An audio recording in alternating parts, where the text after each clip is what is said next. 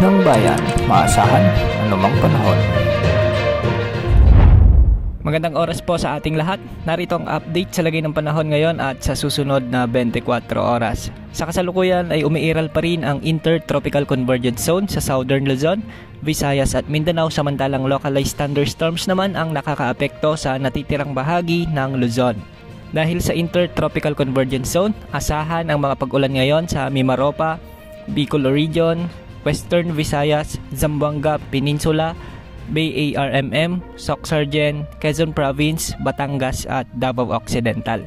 Ang mga lugar na ito ay posibleng makaranas ng pagbaha o pagguho ng lupa, lalo na kung may mga malalakas na buhos ng ulan. Samantalang magiging bahagyang maulap hanggang sa maulap naman ang mga kalangitan na may isolated range sa natitirang bahagi pa ng Visayas, lalo na sa Samar at Leyte provinces, at sa natitirang bahagi ng Mindanao dahil pa rin sa umiiral na ITCZ. Magiging maulap naman hanggang sa mga may pag-ulan ang mararanasan sa natitirang bahagi ng Luzon kasama ang Metro Manila dahil sa mga localized thunderstorms.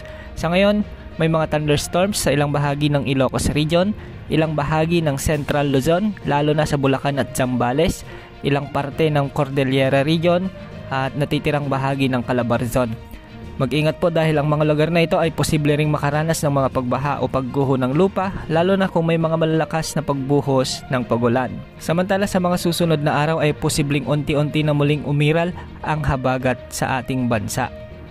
Makikita natin sa ating mga ginagamit na weather models na bahagyang iiral ang habagat sa kanlurang bahagi ng bansa dahil palalakasin ito ng isang low pressure area o bagyo na posibleng mabuo sa loob o labas ng ating Philippine Area of Responsibility. Sa kasalukuyan nga ay may namomonitor tayong dalawang cloud clusters sa magkabilang panig ng ating bansa at nakapaloob ang mga ito sa Intertropical Convergence Zone.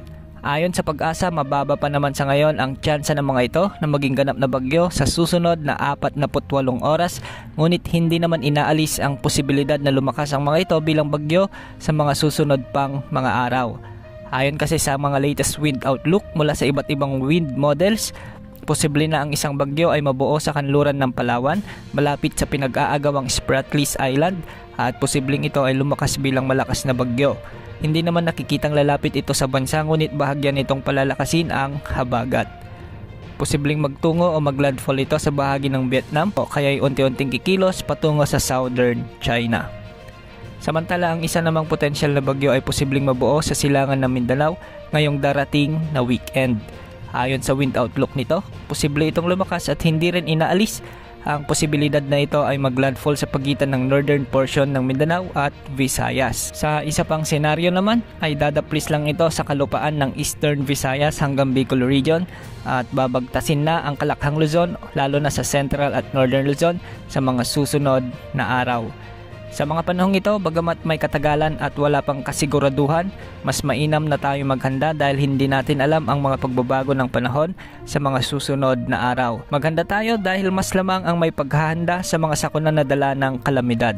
Sa ngayon, banayad naman ang mga karagatan at walang nakataas na gale warning sa mga karagatang sakop ng Pilipinas. Yan ang update sa lagay ng panahon. Ito po ang weather update ng bayan. Maaasahan anumang panahon.